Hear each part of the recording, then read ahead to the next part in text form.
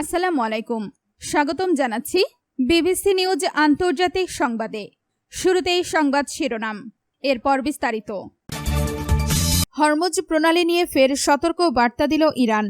যুক্তরাষ্ট্রের তেলের মজুদ তলানিতে, তবু কমছে দাম। পশ্চিম তীরে 100 স্থানে বসতি স্থাপনের পরিকল্পনা করছে দখলদার ইসরায়েল। ইরানের সশস্ত্র হামলা, বিপ্লবী গার্ড বাহিনীর 2 সদস্য নিহত। দর্শক, এতক্ষণ শুনছিলেন সংবাদ শিরোনাম, এখন বিস্তারিত। আপনি যদি ইসরায়েলের ধ্বংস চান এবং মুসলিমদের পাশে থাকেন, তাহলে ভিডিওতে লাইক করে চ্যানেলটি অবশ্যই সাবস্ক্রাইব করে দিবেন এবং আপনার মূল্যবান মতামত অবশ্যই কমেন্টে লিখে জানিয়ে দিবেন। হরমুজ প্রণালী নিয়ে ফের সতর্ক বার্তা দিল ইরান। কৌশলগতভাবে অত্যন্ত গুরুত্বপূর্ণ হরমুজ প্রণালীকে ইরানের ক্ষমতার সবচেয়ে বড় হাতিয়ার বলে উল্লেখ করেছেন দেশটির পার্লামেন্ট স্পিকার ও শীর্ষ আলোচক মোহাম্মদ বাঘের গালিবাফ। যুক্তরাষ্ট্রের সঙ্গে একটি সমঝোতা স্মারক MOU সইয়ের পরও এই জলপথের ওপর তেহরান তার পূর্ণ সার্বভৌমত্ব বজায় রাখবে বলে জানিয়েছেন তিনি। খবর আল জাজিরার। ইরানের রাষ্ট্রীয় গণমাধ্যমে দেওয়া এক সাক্ষাৎকারে গালিবাফ বলেন, যুক্তরাষ্ট্রের সঙ্গে হওয়া এই সমঝোতা স্মারকের আওতায় হরমুজ প্রণালীতে নৌযান চলাচলের সেবা মূল্যের ক্ষেত্রে কেবল সাময়িকভাবে 60 দিনের একটি ছাড় দেওয়া হয়েছে। এর বাইরে জলপথটির ওপর ইরানের কর্তৃত্বে কোনো বদল আসবে না। ইরানের সংবাদ মাধ্যম প্রেস টিভির প্রতিবেদন অনুযায়ী গালিবাফ বলেন, এগুলো আমাদের আঞ্চলিক জলসীমা। ইরান হরমুজ প্রণালীকে সামরিকীকরণ করেছে এমন দাবি করে যুক্তরাষ্ট্রকে কোনো বিতর্ক বা কূটতর্ক সৃষ্টির সুযোগ আমরা দেব না। আপনি যদি ইসরায়েলের ধ্বংস চান এবং মুসলিমদের পাশে থাকেন, তাহলে ভিডিওতে লাইক করে চ্যানেলটি অবশ্যই সাবস্ক্রাইব করে দিবেন এবং আপনার মূল্যবান মতামত অবশ্যই কমেন্টে লিখে জানিয়ে দিবেন। যুক্তরাষ্ট্রের তেলের মজুদ তলানিতে, তবু কমছে দাম। যুক্তরাষ্ট্রের কৌশলগত তেলের মজুদ 4 দশকেরও বেশি সময়ের মধ্যে সর্বনিম্ন পর্যায়ে নেমে এসেছে। স্বাভাবিকভাবে এমন পরিস্থিতিতে আন্তর্জাতিক বাজারে অপরিশোধিত তেলের দাম বাড়ার কথা থাকলেও বাস্তবে ঘটছে ঠিক উল্টোটা। একদিকে যুদ্ধের প্রভাবে বৈশ্বিক জ্বালানি সরবরাহে চাপ তৈরি হয়েছে, অন্যদিকে যুক্তরাষ্ট্র ইরানের সম্ভাব্য আলোচনাকে ঘিরে বাজারে তৈরি হয়েছে সতর্ক আশাবাদ। ফলে সরবরাহ সংকুচিত হলেও তেলের দাম নিম্নমুখী রয়েছে। বার্তা সংস্থা রয়টার্সের প্রতিবেদনে বলা হয়েছে, যুক্তরাষ্ট্রের জ্বালানি বিভাগের সর্বশেষ তথ্য অনুযায়ী দেশটির স্ট্র্যাটেজিক পেট্রোলিয়াম রিজার্ভ SPR থেকে আরও 55 লাখ ব্যারেল তেল ছাড়ার ফলে মোট মজুদ কমে দাঁড়িয়েছে 32,57,00,000 ব্যারেলে। এটি 1983 সালের মে মাসের পর সর্বনিম্ন। ইরান যুদ্ধের পর বৈশ্বিক সরবরাহ ঘাটতি মোকাবেলা এবং জ্বালানির দাম নিয়ন্ত্রণে রাখতে SPR থেকে মোট 17,20,00,000 ব্যারেল তেল ছাড়ার পরিকল্পনার অংশ হিসেবেই এই মজুদ কমানো হচ্ছে। শুধু কৌশলগত মজুদই নয়, শক্তিশালী রপ্তানি এবং রিফাইনারিগুলোর উচ্চ চাহিদার কারণে সাম্প্রতিক সপ্তাহগুলোতে যুক্তরাষ্ট্রের বাণিজ্যিক অপরিশোধিত তেলের মজুদও দ্রুত কমেছে। ফেব্রুয়ারির শেষ দিকে যুদ্ধ শুরুর পর থেকে বাণিজ্যিক ও কৌশলগত 2 ধরনের মজুদ মিলিয়ে দেশটির মোট তেল মজুদ 11,14,00,000 ব্যারেল কমে 19 জুন পর্যন্ত 74,33,00,000 ব্যারেলে নেমে এসেছে। এটি 1984 সালের পর সর্বনিম্ন পর্যায়। তবে সরবরাহ কমে গেলেও তার প্রভাব তেলের দামে উল্টোভাবে পড়েছে। মঙ্গলবার আন্তর্জাতিক বাজারে অপরিশোধিত তেলের দাম আরও কমেছে। এতে টানা দ্বিতীয় মাসের মতো বাজার নিম্নমুখী থাকার ইঙ্গিত মিলেছে। আগস্ট ডেলিভারির ব্রেন্ট ক্রুডের দাম 0.9% কমে ব্যারেল প্রতি $72.51 নেমে এসেছে, যা গত মাসের সমাপনী দামের তুলনায় প্রায় 22% কম।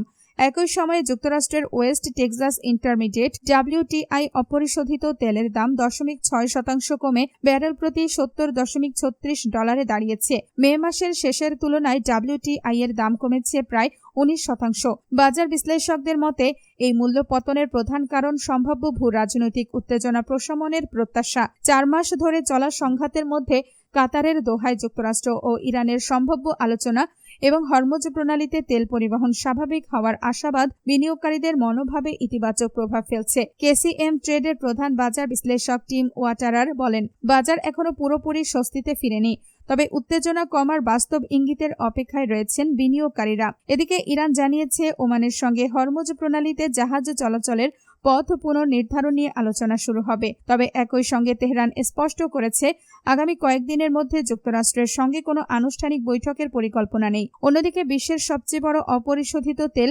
আমদানিকারক দেশ চীনের দুর্বল চাহিদা নিয়েও উদ্বেগ বাড়ছে। দেশটির আমদানি উল্লেখযোগ্যভাবে বাড়ার সুস্পষ্ট লক্ষণ এখনো না থাকায় আন্তর্জাতিক বাজারে তেলের দামের ওপর অতিরিক্ত চাপ তৈরি হচ্ছে। এমন পরিস্থিতির মধ্যেও মধ্যপ্রাচ্যের উৎপাদক দেশগুলো তেল ও এলএনজি রপ্তানি অব্যাহত রেখেছে। সাম্প্রতিক জাহাজে হামলা এবং নতুন করে সামরিক উত্তেজনা সৃষ্টি হলেও গত সপ্তাহে হরমুজ প্রণালীতে জাহাজ চলাচল যুদ্ধ শুরুর পর সর্বোচ্চ পর্যায়ে পৌঁছেছে। আপনি যদি ইসরায়েলের ধ্বংস চান এবং মুসলিমদের পাশে থাকেন তাহলে ভিডিওতে লাইক করে চ্যানেলটি অবশ্যই সাবস্ক্রাইব করে দিবেন এবং আপনার মূল্যবান মতামত অবশ্যই কমেন্টে লিখে জানিয়ে দিবেন। পশ্চিম তীরে 100 স্থানে বসতি স্থাপনের পরিকল্পনা করছে দখলদার ইসরায়েল। ফিলিস্তিন কর্তৃপক্ষ নিয়ন্ত্রিত অধিকৃত পশ্চিম তীরের এই অঞ্চলের 100টি কৌশলগত স্থান দখলের পরিকল্পনা করেছে ইসরায়েলি বসতি স্থাপনকারী গোষ্ঠীগুলো। মঙ্গলবার ইসরায়েল হাইয়ম পত্রিকার প্রতিবেদনে বলা হয়েছে, সেটলার ফার্মস অ্যাসোসিয়েশন ও হাভাত ফার্মস ফোরাম এর তৈরি করা এই পরিকল্পনার লক্ষ্য হল অধিকৃত ভূখণ্ডের মানচিত্রকে মৌলিকভাবে বদলে দেওয়া। প্রতিবেদনে বলা হয়, এই প্রস্তাবে বাস্তবায়নের দিন হিসেবে আখ্যায়িত একটি দিনে পশ্চিম তীরের প্রায় 100টি কৌশলগত স্থানে বাহিনী মোতায়েন করার একটি রূপরেখা দেওয়া হয়েছে। জানা গেছে, স্থানগুলো এই অঞ্চলে অবস্থিত।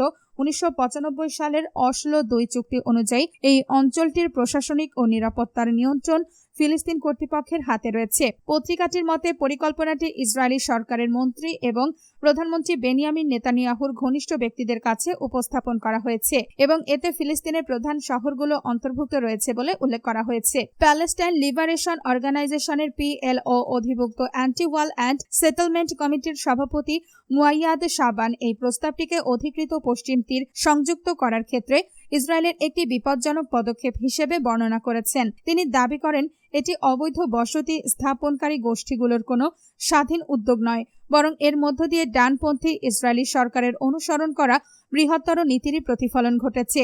ইসরায়েলি সেনাবাহিনী প্রায় প্রতিদিনই পশ্চিম তীরের শহর ও নগরগুলোতে অভিযান চালায়। এসব অভিযানে প্রায় গ্রেফতার, মাঠ পর্যায়ে জিজ্ঞাসাবাদ ও বাড়িতে তল্লাশি চালানো হয়। ফিলিস্তিনিদের দেওয়া পরিসংখ্যান অনুযায়ী 2023 সালের অক্টোবর থেকে পশ্চিম তীরে ইসরায়েলি সেনাবাহিনী এবং দখলদারদের হামলায় 1173 জনের বেশি ফিলিস্তিনি নিহত, 12,666 জন আহত এবং প্রায় 23,000 মানুষকে গ্রেফতার করা হয়েছে।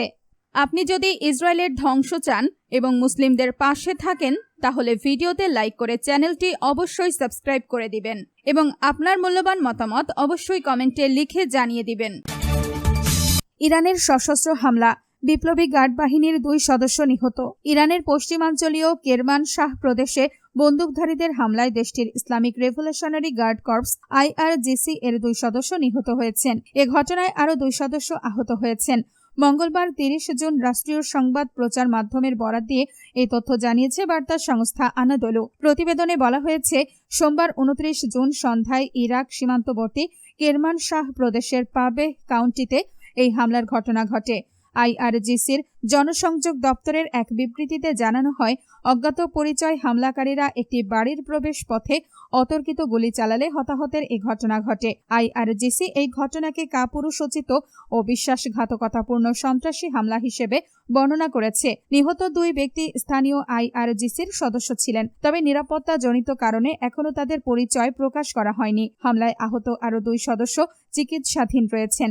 IRGC জানিয়েছে, হামলার প্রকৃত কারণ উদ্ঘাটন এবং জড়িতদের শনাক্ত করতে তদন্ত শুরু হয়েছে। তবে এই প্রতিবেদন লেখা পর্যন্ত কোনো ব্যক্তি বা গোষ্ঠী হামলার দায় স্বীকার করেনি। আপনি যদি ইসরায়েলের ধ্বংস চান এবং মুসলিমদের পাশে থাকেন তাহলে ভিডিওতে লাইক করে চ্যানেলটি অবশ্যই সাবস্ক্রাইব করে দিবেন এবং আপনার মূল্যবান মতামত অবশ্যই কমেন্টে লিখে জানিয়ে দিবেন।